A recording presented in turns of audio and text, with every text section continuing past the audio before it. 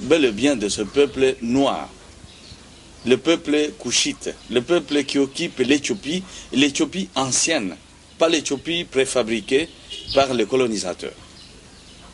Raison pour laquelle cette Éthiopie atteignait même l'océan, qu'on appelle aujourd'hui l'Atlantique, alors que c'est l'océan de l'Éthiopie. Je crois que le vestige confirme cela.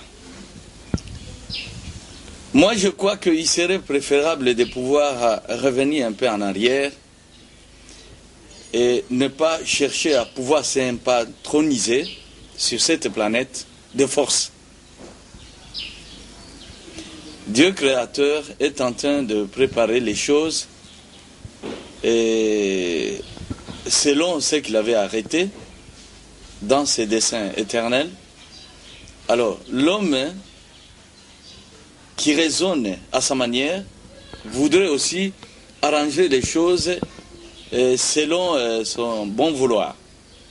Moi, je crois que ce qui prime et ce qui a de l'importance, c'est que l'éternel Dieu, qui est le créateur de ces terres, de ces cieux, c'est celui-là seul qui doit décider de notre sort, qui doit décider, parce que c'est lui qui, de toutes les façons, avait décidé à ce que nous puissions, nous, qui émanons de cette Égypte, que nous puissions occuper ces terres.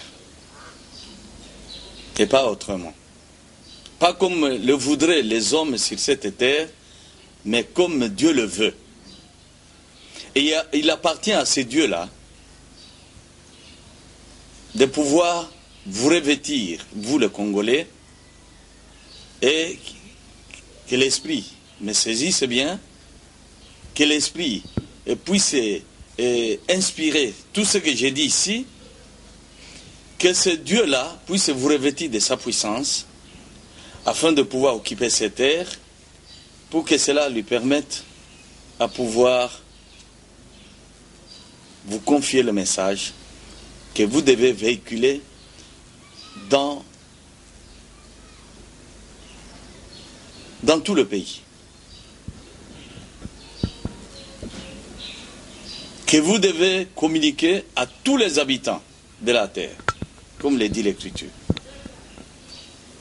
Raison pour laquelle j'aimerais qu'on lise rapidement Ésaïe pour rappeler de quoi on va pouvoir parler, selon la question qui vient de m'être posée.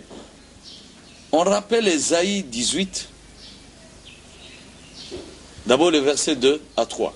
Il dit: Toi qui envoies sur mer des messagers, dans des navires de jonques voguant à la surface des eaux, allez, messagers rapides, vers la nation forte et vigoureuse, vers ce peuple redoutable depuis qu'il existe, nation puissante et qui écrase tout, et dont le pays est coupé par des fleuves. Vous tous, habitants du monde, habitants de la terre, depuis qu'il existe, et qui occupe les terres bien irriguées, des eaux, des terres sillonnées, des fleuves, c'est pour bien sûr déterminer au moins le peuple. Et il dit au verset 3, oui. Vous tous, habitants du monde, habitants de la terre, voyez la... Sans exception aucune. Vous tous, habitants du monde, vous qui occupez les terres, c'est-à-dire le globe comme on le voit devant moi.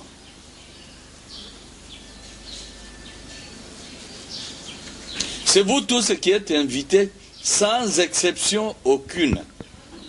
Ici, il n'y a pas à pouvoir se complexer, vous les Congolais. Entendez seulement la voix que je sors et prenez-moi au mot. Quand vous me prenez au mot, vous prenez au mot l'éternel Dieu qui a parlé au travers de ses prophètes. Et vous comprendrez ce que vont devenir tous les ennemis qui ne voudraient pas que nous puissions occuper ces terres.